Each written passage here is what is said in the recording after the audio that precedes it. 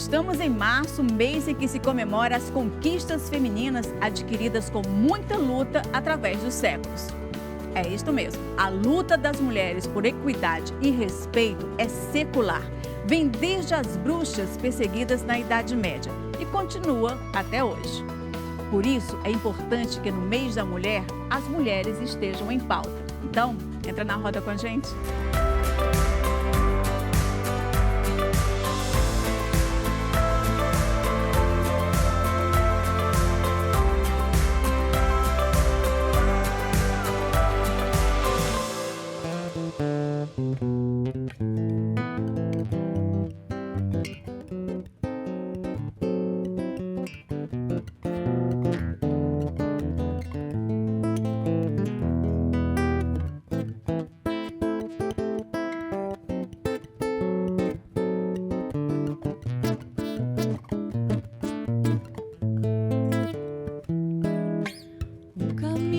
Seguir em frente, pois andar sozinho é melhor que ser indiferente.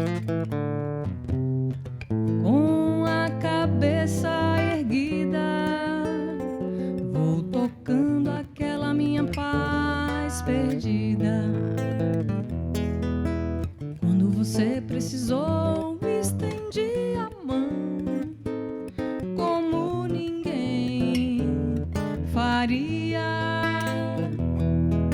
Sua moeda de troca foi a ingratidão.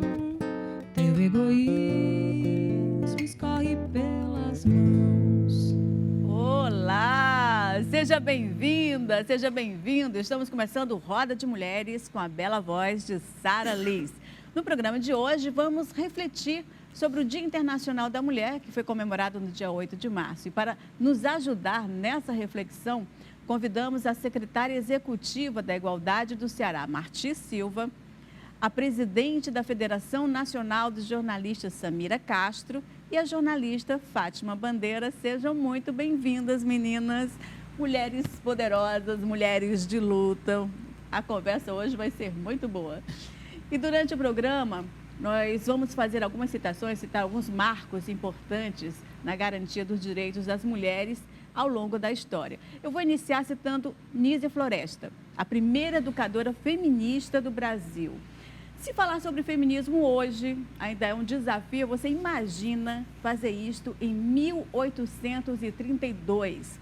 Pois é, Nízia Floresta, ela desafiou as tradições e costumes da época, quando denunciou numa publicação o mito da superioridade do homem e defendeu a igualdade entre os gêneros. O nome da obra é Direito das Mulheres e Injustiça dos Homens, lançado em 1832. Mas para iniciar nossa conversa, a pergunta que eu faço aqui para a roda é a seguinte. Na opinião de vocês, vocês acham que essas conquistas que tivemos aí ao longo da história, seria possível sem o feminismo? Não. Pois é, essa pergunta é provocativa, né? É provocativa. E é fundamental, né, Marti, que a gente possa falar, porque muita gente, Lana, não considera que as conquistas que nós tivemos são fruto da luta de várias mulheres. Então, assim, não, isso aqui foi benesse algum governo. Não, muito pelo contrário, tudo é fruto de muita luta, né? É, de muita luta e de uma perspectiva, né? Porque mulheres se organizam em vários momentos da história. Né? Agora, as mulheres se organizarem numa perspectiva emancipatória, igualitária e numa perspectiva coletiva e social, o nome disso é feminismo. Inclusive, a luta feminista, é bom que já se diga logo de começo, não é uma luta apenas para as mulheres. Hoje de manhã a gente estava debatendo lá na Casa da Mulher Brasileira e eu estava lembrando o seguinte, uma atribuição que sempre se faz como direito das mulheres, direito à creche. Eu digo, o direito à creche foi uma luta das mulheres, mas não é um direito das mulheres, é um direito das crianças. E, por consequência, é um direito da vida comunitária, das famílias que incluem homens, pais, avós, irmãos mais velhos, né? Mas as mulheres conseguiram, nessa articulação feminista, conquistar bandeiras, agendas políticas muito amplas. O direito à licença paternidade é uma luta feminista, embora também tenha sido protagonizadas por muitos homens sensíveis, para garantir o direito à paternagem para os homens, porque os homens são retirados da paternidade. Muitos se retiram pela irresponsabilidade histórica mesmo, de não ter sido vinculado afetivamente, materialmente essa experiência, mas é o feminismo que traz essa construção. E o feminismo traz uma construção ampla também, que hoje a gente percebe que articula raça e articula classe social, porque não é só a luta das mulheres, não é só a luta por igualdade de gênero.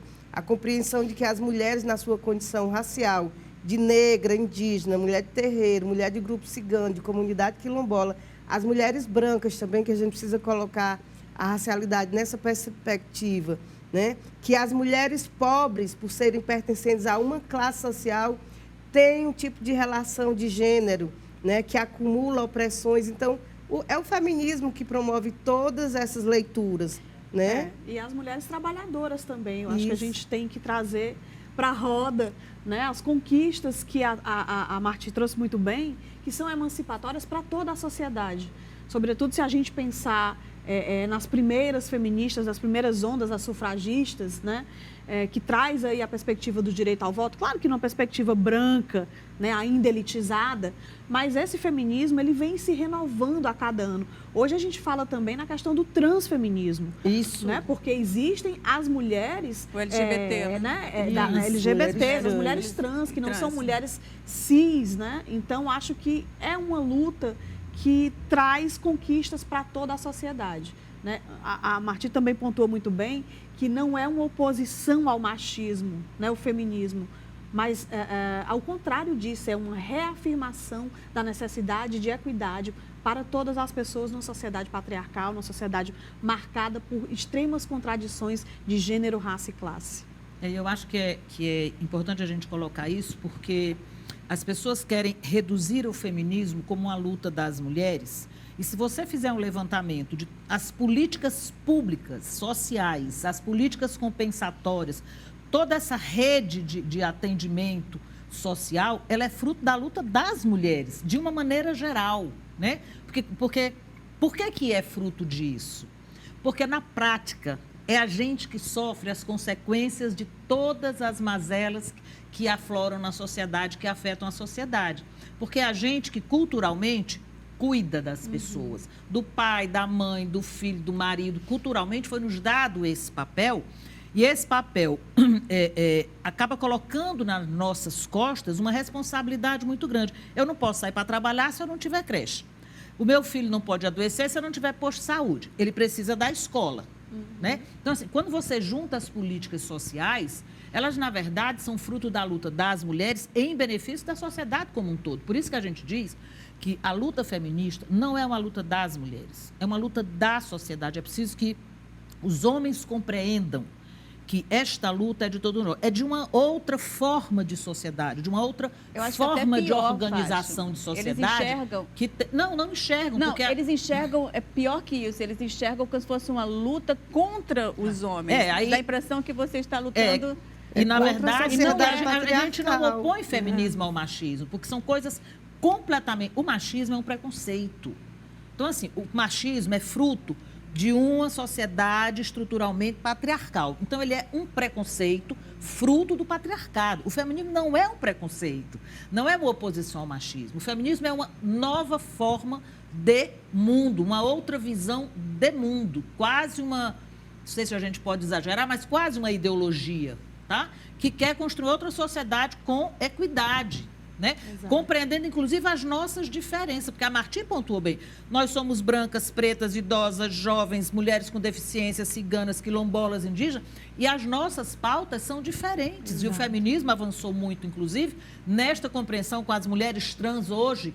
A gente já consegue incorporar essa discussão na luta feminista, que não tinha a luta das mulheres. Por que a gente vai ter o feminismo negro? Porque o feminismo original era das mulheres brancas mesmo, classe média elitizada, né? E hoje a gente consegue ter essa dimensão de que o feminismo é uma coisa muito mais ampla para todas as mulheres, mas para além das mulheres, porque ele repercute na sociedade como um todo. Né? Porque, na opinião de vocês, assim, porque a gente está vivendo momentos estranhos onde a gente tem que explicar o óbvio, né? Então, assim, como na opinião de vocês, como é que chegamos até isso? Porque essa dificuldade de se compreender coisas que a gente ouvindo vocês falando, a gente consegue, né, compreender bem que isso é uma necessidade, que isso é importante para toda a sociedade. Mas por que, na opinião de vocês, isso é tão difícil de ser entendido? Bom, acho que a primeira coisa, acho que as meninas vão complementar muito bem, assim, nós temos uma invisibilidade das mulheres que é da sociedade. Então, a luta das mulheres, ou a história das mulheres, ela é absolutamente invisível. O mundo, ele é estruturado a partir do homem como ser natural, né? Ele é o ser universal. Nós somos um apêndice, porque o homem é o ser universal, né? O homem branco, cis, é o ser universal. Ele é que estruturou toda a organização social. Aí isso vale para qualquer área que você pensar. Tem 2 livros muito interessantes que tratam dessa invisibilidade, que é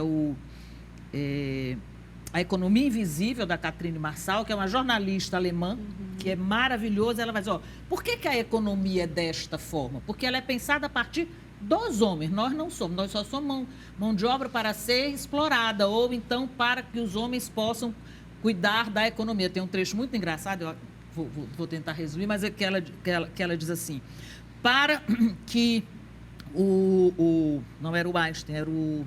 Bom, para que fulano desenvolvesse tal teoria, alguém fez o café, alguém fez o almoço, alguém lavou a roupa dele, né?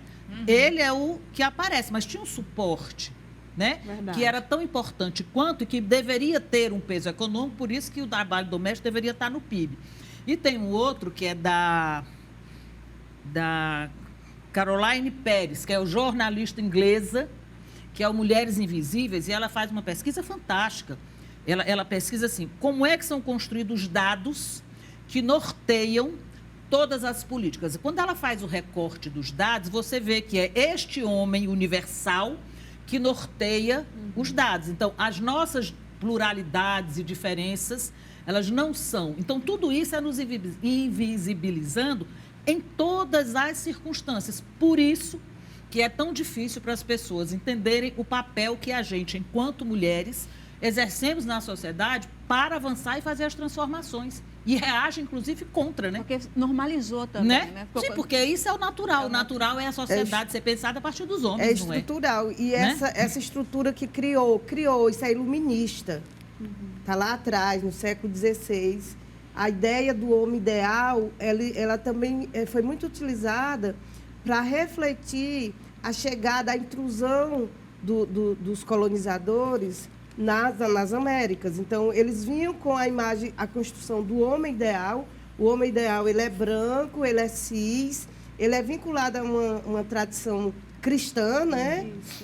Católico, sobretudo naquele momento. E ele tem ele traz em si o compromisso e a carga da civilização. E fora disso estavam as mulheres, mesmo as brancas, mesmo as mulheres dos colonizadores, estavam as mulheres, estavam os povos, incluía as mulheres dos territórios ocupados, sejam em África, com a finalidade de escravização de seres humanos, não. Os outros não correspondiam ao ideal, então eles tinham ali a sua porção desumanizada. Exato. Os selvagens, os brutos, os ignorantes, os preguiçosos. Então, nós mulheres, é por isso que essa interseccionalidade, classe, que são as pessoas, os grupos sociais que são submetidos, né, a uma exploração econômica, e a economia está dentro dessa estrutura, assim como está a ideologia, como está o direito, como está a cultura política, como estão as relações sociais como um todo. E as mulheres estão em todos os cantos. As mulheres são mulheres brancas oprimidas, são mulheres negras oprimidas, são mulheres originárias. Isso numa perspectiva colonial, mas essa colonialidade, nós encerramos o período de colonização, né? Mas, aliás, com a proclamação da independência brasileira. Então, está num momento histórico, vamos dizer assim, longínquo. Mas nós não nos perdemos ainda dessa colonialidade que coloca ainda as relações de gênero nesse padrão, né? Então, E a invisibilidade não é que há uma tolice na sociedade que não nos vê. Nos vê, mas não nos fala, certo? Aí a Fátima tocou muito bem na política do cuidado. As mulheres cuidam de tudo e isso tem um custo, isso tem um valor. Um valor, só que não é contabilizado, não está no PIB. Quem cuida das pessoas que adoecem, quem cuida das crianças e quem cuida das pessoas que envelhecem? As mulheres. Quando a família do homem não tem uma mulher, a nora cuida da sogra. Isso fica muito mais, e essa política mais visível de cuidado, no caso das domésticas, da empregada doméstica, que né? Que é uma outra quem coisa. Cuida, que já é outra coisa. Quem cuida de quem está cuidando da sua casa? A empregada doméstica, ela fazia esse cuidado da família numa relação de trabalho completamente invisibilizada. Tanto é que quando veio a legislação brasileira, que regularizou, que tentou regulamentar essa relação de trabalho, que é um trabalho, você sai de casa, você vai trabalhar, você vai entregar um serviço, um produto, recebe em troca e vai cuidar da sua vida, né? Vai se sustentar com aquele salário. A população brasileira média não aceitou. Nós podemos colocar na conta da antipatia política que foi gerada para a presidenta Dilma, a PEC das empregadas domésticas, que foi a ruptura com o resquício da escravidão. Então, essas mulheres negras, elas eram mulheres, as empregadas domésticas, majoritariamente mulheres negras, mulheres da periferia, e eu nem preciso dizer, que já é uma obviedade, mulheres do substrato da classe trabalhadora, numa condição de emprego completamente irregular, né? Completamente desprovido de qualquer proteção de direito. Perfeito. Nossa legislação trabalhista vem dos anos 40 do século passado. Mas, na Constituição Federal, em 1988, que foi um momento de avanços políticos de direitos para as mulheres, para indígenas, crianças e adolescentes, pessoas com deficiência, os direitos individuais, a liberdade, criamos ali um valor jurídico de mais alta relevância nos tempos contemporâneos, que é a dignidade da pessoa, mas a empregada doméstica ficou na exceção, com exceção da trabalhadora doméstica, que é ainda aquele resquício da mãe preta, da ama de leite, daquela figura que trabalhava contra, muitas vezes, nem um salário. Né? Cria da família. Contra uma cria da família, que é uma farsa. Né? Gente, ainda tem essa coisa do trabalho análogo. É da família. É da família. E a política exatamente, essa coisa de você ser da família é uma forma de usar de dominação, né? De exploração mesmo. E a política de cuidado tem que entrar na conta das políticas públicas, de todos os cuidados, da saúde, da educação, que isso saia, mas não é só a gente entregar, nós não podemos entregar nossas crianças para o Estado. O Estado vai prover a educação num determinado tempo, com determinado currículo, que também lá se discuta as questões de gênero, né, educação sexual, mas os homens das famílias também que têm que trazer para si, porque somos nós que educamos pessoas. Somos nós que educamos mesmo, que criamos no sentido de... Porque para a gente dizer que a política de cuidado tem que ser só do Estado. O Estado tem que cuidar. Ele tem que prover, do ponto de vista de trazer políticas públicas que garantam a segurança alimentar, a habitação, o acesso à cultura, ao lazer e à educação. Claro. Mas a gente não abstrai do papel humano, social que nós temos de cuidar das gerações futuras. Porque o bebê não nasce no Estado, ele não nasce na prefeitura, nem no Palácio do Governo. O bebê nasce nas nossas casas. Agora, se a gente vai sozinha trocar a fralda, amamentar, passar a noite acordada, dar remédio quando o menino adoece, levar para a escola, lavar a farda, ensinar a tarefa, aí é o problema que o feminismo quer resolver. Pronto, tem que dividir aí. Vamos dividir, pessoal. Vamos dividir isso aí e vamos aí continuar com esta conversa, mas no próximo bloco voltamos já já.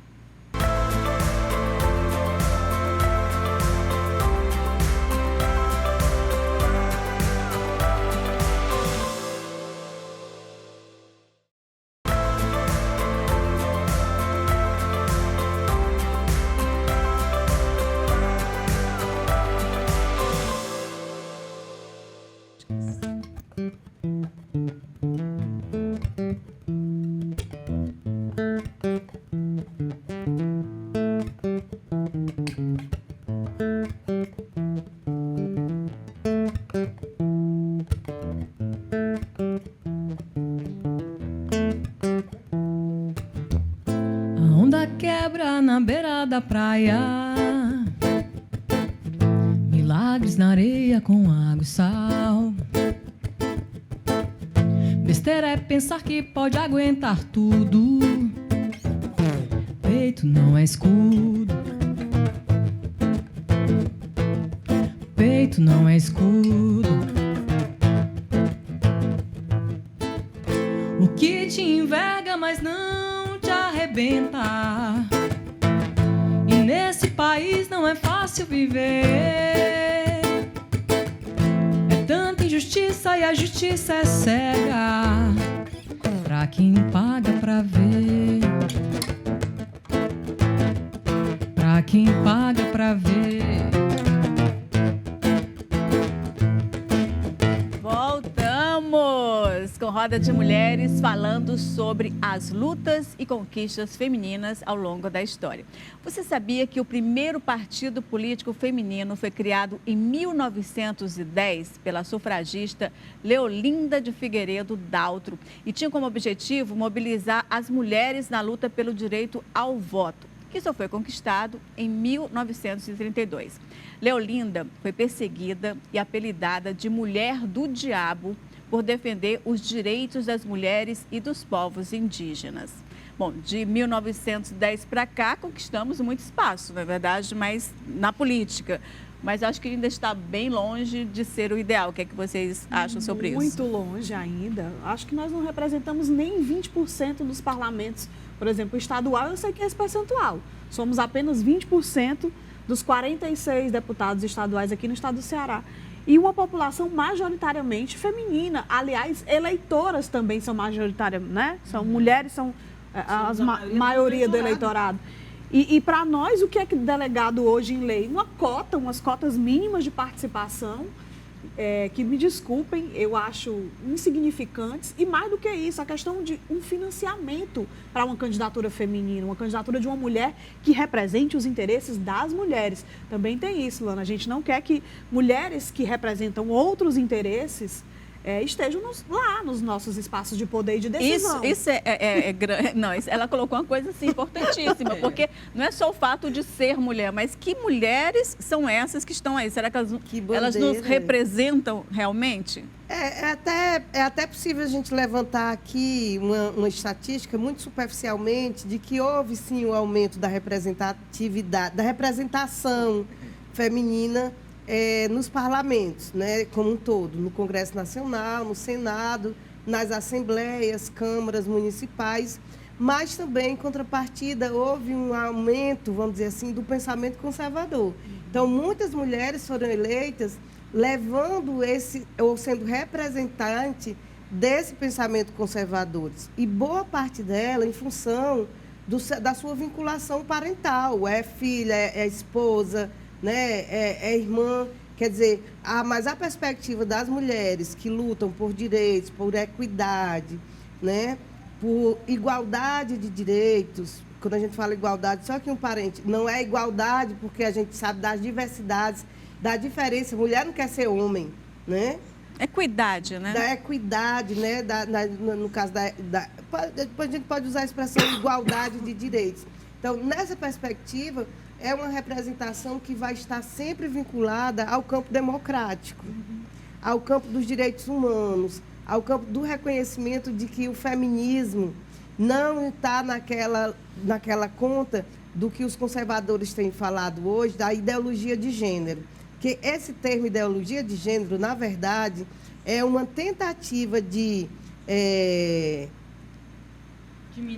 diminuir, desqualificar, desvalorizar a presença das mulheres que têm essa perspectiva da democracia, dos direitos humanos, né? De uma luta que não é só para as mulheres. Eu não luto só por mim, a gente luta dentro de um projeto de sociedade, dentro de um projeto de humanidade. Então, essa representação ainda é muito pequena, né? Como é muito pequena dentro dessa estrutura, porque o que faz as mulheres estarem numa condição de subalternas, ou subalternizadas, não subalternas, mas subalternizadas, é a estrutura patriarcal. Então, essa estrutura está presente nas grandes corporações privadas, ela vai estar presente em toda a estrutura do Estado. Quando uma mulher emerge no resto do mundo, E, pela primeira vez, os Estados Unidos, que quer ser a meca da democracia, mas nem comporta essa palavra meca lá, né?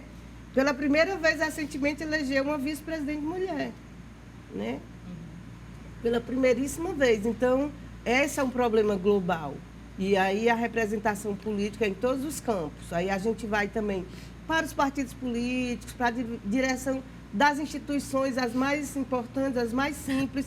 O masculino ele está sempre se colocando como mais apto e mais privilegiado, né? Mas ele também, o masculino, não lava roupa, não cuida de menino, não faz comida, não cuida da mãe quando adoece, não liga a máquina de lavar quando está em casa, né?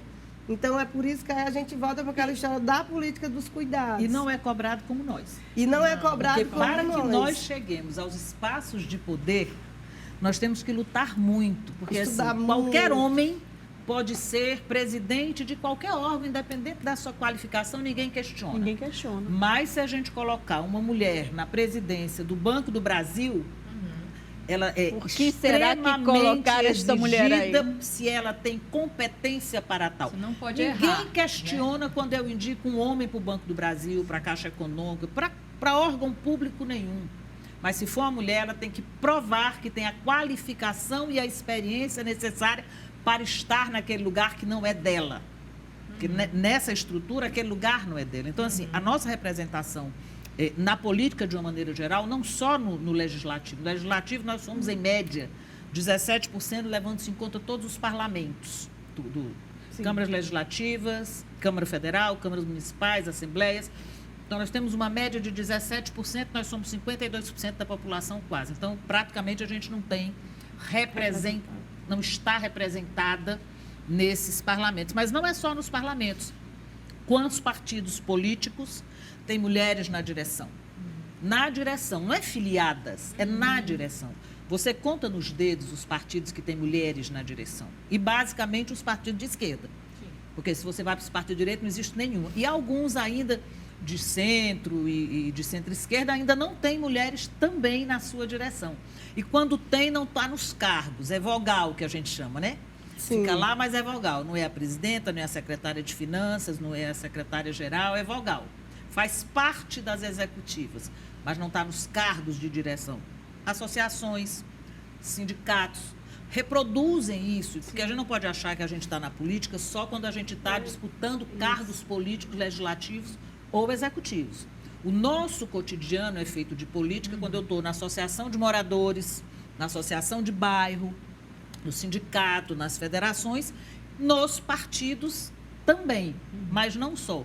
E tem um outro agravante que eu acho que assim, a gente precisa falar muito, é que à medida que a gente avança, e a gente tem avançado, porque essa representatividade já foi muito menor, viu? Já foi 3%, 2%, né? Independente da mulher ser ou não vinculada parentalmente a alguma liderança política. Mesmo quando você conta essas, é sempre muito pequeno, né?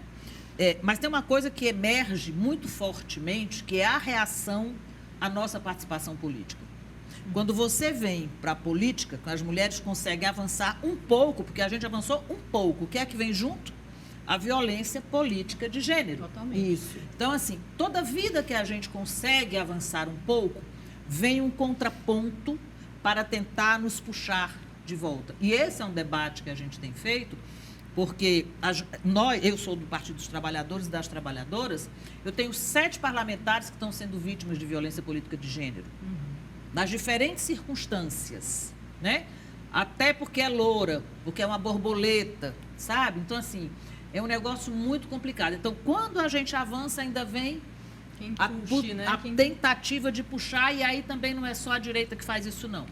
Nós também, né? De uma maneira geral. Sim. Porque esse machismo É estrutural. é estrutural. Então, ele não está só nos conservadores, porque a gente ele não está só nossos pares, direita, né? mas a gente Dentro dos também partidos sofre. A gente progressistas. também é silenciada muitas vezes, mesmo no nosso espaço de ocupação. Sim. Tentam nos silenciar. Às vezes, companheiros nossos tentam nos silenciar, porque isso é... A gente vive os partidos não são fora da realidade do mundo, essa é a realidade do país, né? Então, obviamente, se reproduz em maior ou menor medida essa realidade. Então, todo mundo é? Não, óbvio que não. mas também tem ainda, eu tenho certeza que na FENAGE tem, como essa menina chega na presidência da FENAGE, uma menina jovem, né, para estar hoje. Jovem, eu conheço todos os presidentes antes de você, né? Porque como eu já sou uma jornalista mais idosa, né? Eu já conheço o presidente da FENAGE desde a década de 70, né? Dos anos 70, né? Então, Samira é uma menina. Chegar na presidência da FENAGE é importantíssimo. É importantíssimo. Ainda mais cearense, nordestino, olha Tem que cor maravilhosa. tem. Machismo, Xenofobia, preconceito, tem. tudo. Tem né? demais. Eu imagino. Eu lembro que quando eu entrei no movimento sindical, eu não esperava que fosse um ambiente tão machista como era. Em mesa de negociação, eu era o comando da mesa do lado dos trabalhadores jornalistas, mas o negociador patronal só se dirigia aos assessores, o jurídico e o econômico. Então eu tinha que, olha, que você está negociando é comigo, eles são meus assessores. Então se dirige a mim.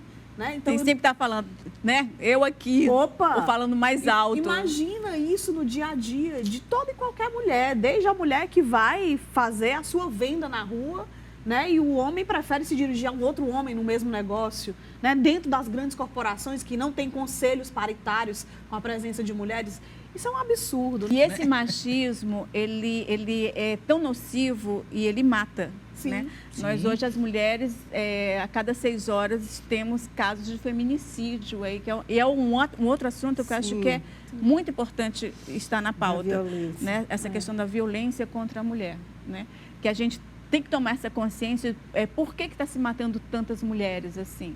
Né? Na opinião de vocês, o que é que vocês pensam sobre esse assunto? Pois é, e a gente pode ser levada a acreditar que é uma grande contradição para os tempos contemporâneos. Né? As mulheres não somos só metade, mais da metade da população, mais da metade do eleitorado, um número significativo já se aproximando da metade da mão de obra ocupada, eu digo a mão de obra ocupada em todas as categorias, desde as mais sofisticadas e bem remuneradas até as em condições piores de trabalho. Hoje as mulheres são significativamente parte da população que é arrimo de família, porque a ideia do homem provedor, meu amor, já caiu por terra. O homem pobre, trabalhador, ele não consegue prover uma família sozinho, porque as condições de relação capital-trabalho não permitem. Mesmo assim, as mulheres estão numa situação tal de subordinação que acontece esse fenômeno que é a radicalização dessa subordinação, que é a violência. Violência que vai da violência psicológica até ao feminicídio. A violência psicológica, ela gera também adoecimentos profundos, inclusive hoje é uma categoria jurídica dos tipos penais de violência, produz desde depressão, né, ansiedade, doenças psíquicas, ao suicídio. Então, o suicídio levado por uma violência psicológica é um feminicídio. Pode ser caracterizado como feminicídio. E, nos últimos tempos, com essa facilidade, o acesso à propaganda do armamentismo, nós temos as últimas estatísticas que a cada 4 horas uma mulher é morta com arma de fogo. Você falou 6 mulheres, então quer dizer que aí 2 mulheres são mortas por outros meios, né, violentos, porque produz o feminicídio. A arma de fogo, então, é uma questão política, porque a questão da violência é uma questão política, uma questão pública, uma questão de saúde pública. Mas é uma questão política porque absorveu o ultraconservadorismo que nós tivemos nos últimos 6 anos no nosso país, que veio como um dos seus pacotes o armamentismo, a defesa da arma de fogo, e a gente sabe que com a arma de fogo em casa compromete mais ainda a vida das mulheres. E a violência de todo tipo. A violência política é uma contradição. Nós chegamos que as mulheres vão avançando na política e nós temos o exemplo extremo da Marielle Franco, que agora, dia 14, vai fazer aniversário de morte. E ainda precisamos saber quem mandou matar, ainda não tá muito, vai lá, vem cá e tal. E precisamos sempre retomar esse debate, né? Porque eu acho que só falta botar a página principal do inquérito policial. Mas foi uma violência política, mas a violência política que acontece com as mulheres que são silenciadas. Você está lá, você é dirigente de um processo e o outro se dirige ao masculino que está do seu lado. Isso é uma violência política. Quando as mulheres elas são relegadas na sua capacidade de liderança, de interferir em processos de negociação política, de grandes decisões, Isso é uma violência de gênero, uma violência política.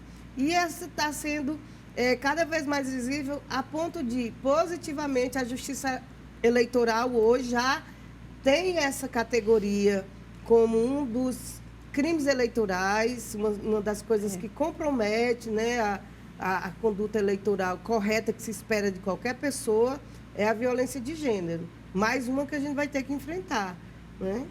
Agora, como é que a gente consegue essa equidade entre os gêneros? Mas vamos responder isso no próximo bloco. Voltamos já já.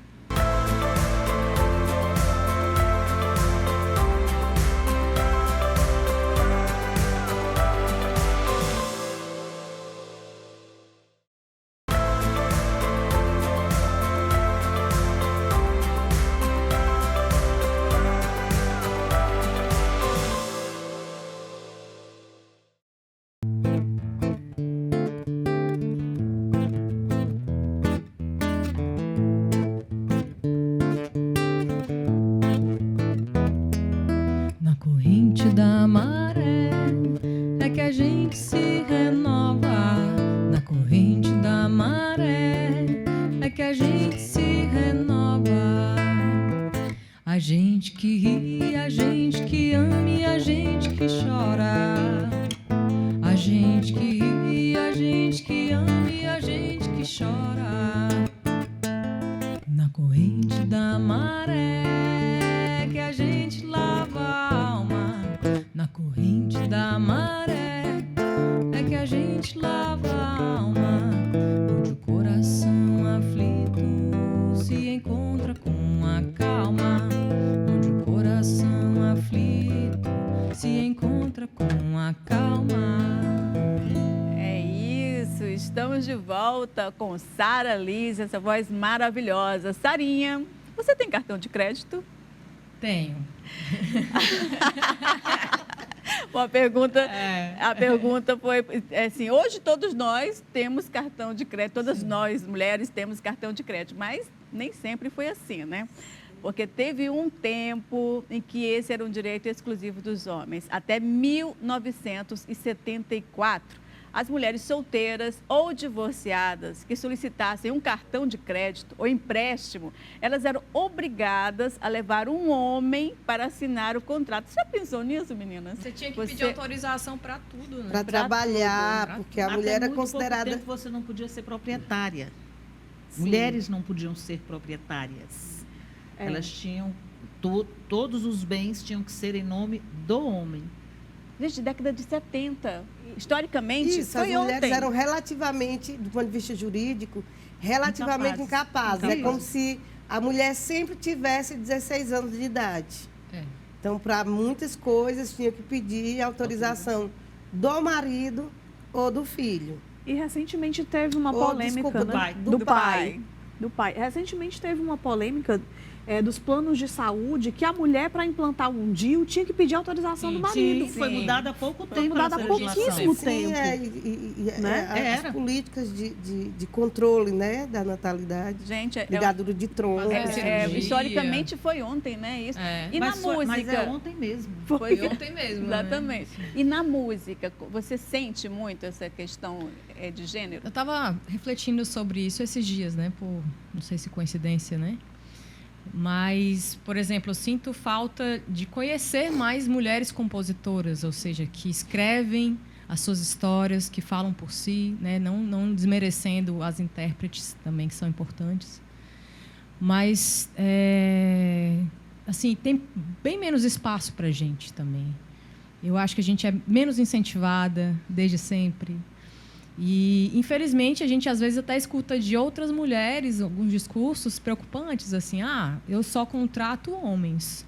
Porque no dia que a mulher tocar igual aos homens, eu contrato mulheres. Eu ouvi esse discurso já. Gente. Então, assim, é um meio artístico, né? Teoricamente, as pessoas têm uma cabeça mais aberta, mas estamos inseridos numa sociedade, como vocês já falaram, machista, patriarcal.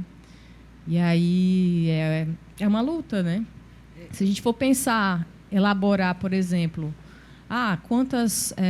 cite aí 5 artistas que você gosta, ou compositores e tal, geralmente as pessoas vão lembrar dos homens, né? E aí é isso, a gente tem que lutar, porque ninguém vai fazer isso por a gente. E é isso, ninguém vai chegar e dizer, olha, tem um espaço aqui para você, se não for a gente fazendo, né? A gente trabalha com um eixo que chama Feminismo e Cultura para Mudar as Estruturas. E por que é que a gente começou a trabalhar com esse eixo na secretaria? Há alguns anos, a gente faz um festival chamado Elas por Elas. E quando a gente começou a fazer a gente só contrata mulheres. Sim, né? Quando a gente começou a fazer o festival, né, as meninas diziam, porque aí produtora mulher, técnica de iluminação mulher, técnico de áudio mulher, tudo era, a gente só contratava mulheres. E elas diziam assim, é tão difícil para elas, alguma peça que chega aqui só quer contratar homens na produção, não quer contratar as mulheres. Né? Então, nessa área cultural, por incrível que pareça, ainda há um preconceito enorme na área técnica. E as meninas que são artistas, sem ser as produtoras ou as técnicas, as que são artistas têm muito mais dificuldade para gravar um vídeo, para montar uma banda. Quantas bandas nós temos de meninas? Né? A gente brinca que a gente tem a banda Elas por Elas, né? Que todo ano a gente junta um grupo de mulheres para fazer o acompanhamento das nossas cantoras. Mas não é fácil, elas não tocam em bandas mistas. Pode prestar atenção. Raramente uma mulher, tem uma banda mista. Ou é de homem ou é de mulher. Isso. E você tem musicistas maravilhosas entre elas, né? Então, assim, a gente fica assistindo esse último, nós tivemos um Elas por Elas agora no dia 2 de março, né? E a gente ficava assim, olhando para as artistas, gente, pelo amor de Deus, o que é isso? Que potência é essa e a gente não conhece, né? E elas não têm espaço, né? É terrível aqui isso. as meninas que passaram e passam por aqui é de um potencial assim, impressionante, né? Inclusive a Sara. E a gente já vou pedir aqui a Sarinha para mais uma para a gente conhecer mais do seu trabalho.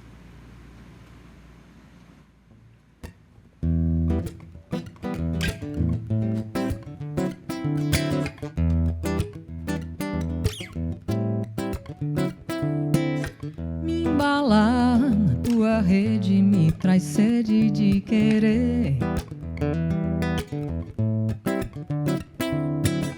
Me falar qual é o teu desejo, que eu posso fazer.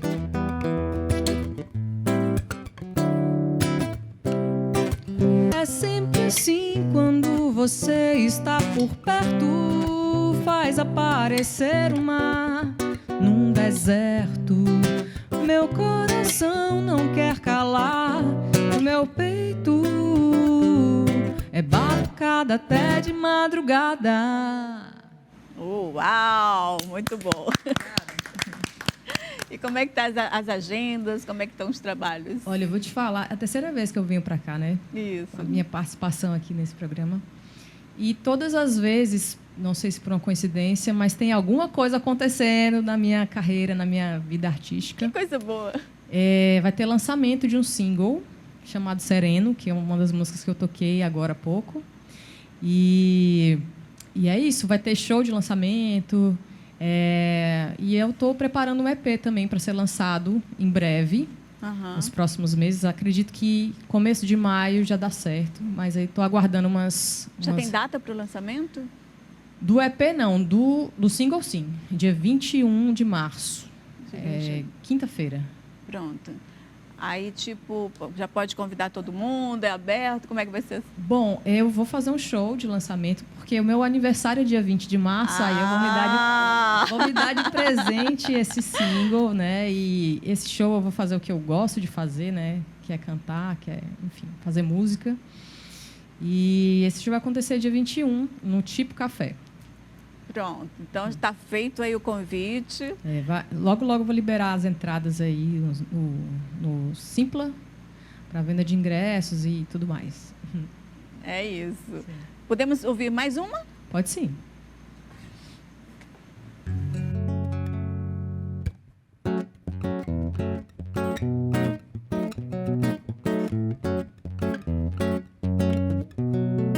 Eu não sei se posso ficar à espera de uma atmosfera favorável. E o que era importante passou não mais a ser. Vamos adiante para acontecer.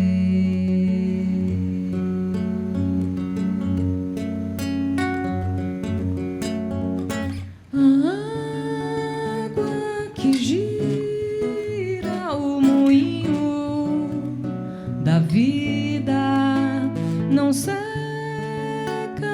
a fonte e a ponte e rema devagar. Delícia! Muito bom. Meninas, estamos terminando, infelizmente, o programa. Passou tão rapidinho. Ligeiro, Nossa, né? muito rapidinho. Mas, olha, antes de terminar, eu gostaria que vocês dessem uma mensagem final falando como é que a gente pode mudar essas questões, como é que a gente pode chegar a uma equidade aí de gênero, qual seria o nosso papel, o que a gente poderia fazer? Como é que a gente chama? A pergunta de 1 milhão, né? Essa é a pergunta de 1 milhão. Porque se a gente tivesse a resposta, a gente já tinha feito. Você sabe que as mulheres são danadas, elas não param, né? Então, assim, a gente não tem. Mas a gente tem caminhos, né? A gente tem caminhos. Eu acho que um dos caminhos que é fundamental é a unidade das mulheres, sabe? Assim, aquela coisa que a gente diz, juntas somos mais fortes, isso não pode ser um slogan. Toda vida que a gente consegue se organizar e se juntar, a gente consegue avanços. O que aconteceu na Constituinte, eu acho que é um exemplo que a gente tem que se espelhar sempre. O famoso que eles apelidaram de lobby do batom, porque tentavam desqualificar a unidade das mulheres que estavam lutando na Constituinte para fazer avançar os direitos, né? Elas conseguiram muito, e eram muito poucas, eram 10. Eram 10 deputadas federais. Então, elas avançaram muito na Constituição, elas se juntaram para defender o avanço para as mulheres. Então, eu acho que quando a gente se junta, por isso que é fundamental a gente ter clareza de que se nós nos unirmos em torno, nos ajuntarmos em torno daquilo que nos une, porque somos de diferentes partidos, de diferentes sindicatos, diferentes ideologias, mas algumas coisas são centrais e nos unem. Se nós conseguirmos nos unir em torno daquilo que é central, eu acho que a gente consegue avançar muito mais. Então, para mim, o principal caminho é a gente construir uma grande unidade em torno de uma pauta que nos unifique para que a gente possa gradualmente ir avançando. E aí, depois a gente vai nas outras questões onde não temos acordo. E aí, cada qual vai lutar pelo seu pedaço. Mas eu acho que para a gente conseguir avançar, a gente precisa de muita unidade na luta das mulheres. Isso. Eu acho que organização e luta, né? A gente precisa estar organizada, a gente precisa levar a palavra do feminismo como o nosso dia a dia, em todos os espaços. Se a gente educa filhos, se a gente educa companheiros, porque também são educados por nós, pais, né? A gente precisa levar a palavra do feminismo como essa ideologia, vou usar esse termo que a Fátima usou, mas como essa concepção de mundo emancipatória. Né? E acho que a comunicação tem um papel central. Então, trazer um debate como esse para um programa numa TV pública, isso é fundamental para mudar as estruturas. Né? Tudo passa pela centralidade da comunicação, da gente formar indivíduos melhores, da gente compreender o mundo que a gente está desigual e procurar transformar. Então, eu vou nessa linha. O mundo que nós queremos, ele passa pela forma que nós temos de comunicar essa proposta, esse projeto. E é uma proposta, um projeto em disputa.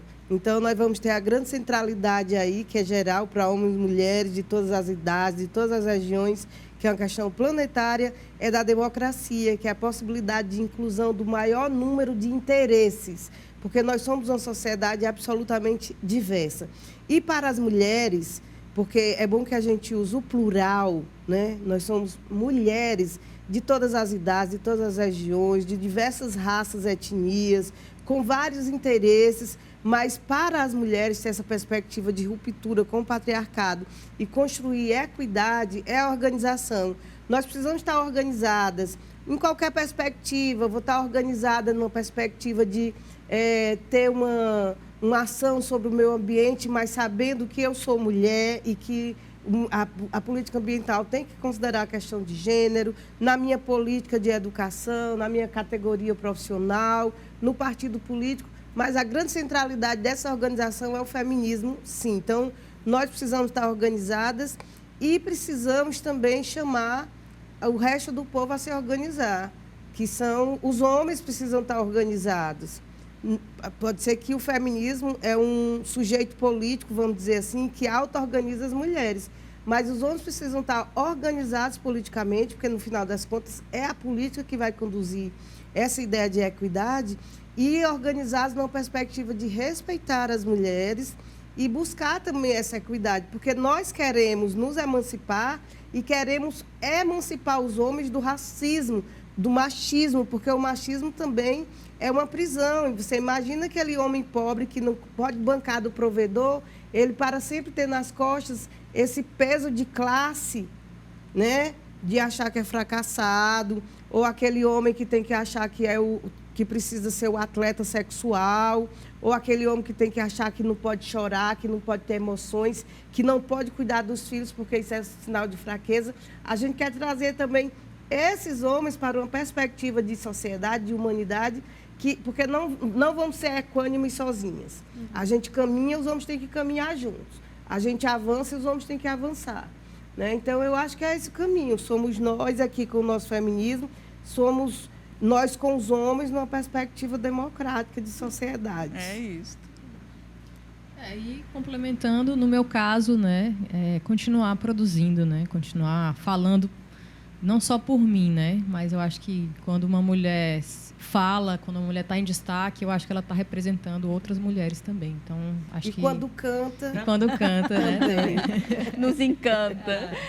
Menina, a cultura é fundamental para qualquer transformação. Verdade. É importantíssima. E muito fundamental e importante essa participação de vocês. Vocês são mulheres admiráveis, que eu tenho assim, muito carinho, vocês inspiram. Cada vez que venho aqui, eu fico assim, é um aprendizado, é uma aula.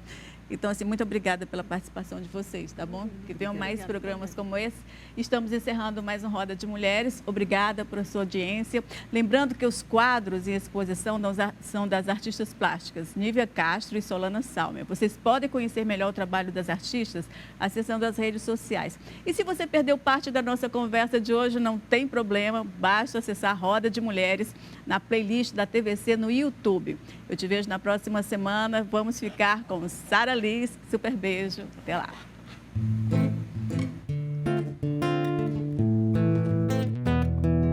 Na corrente da maré é que a gente se renova.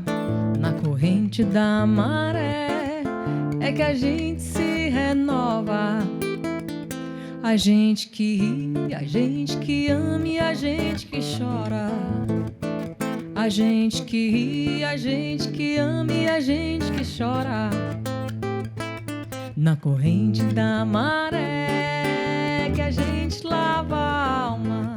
Na corrente da maré é que a gente lava a alma.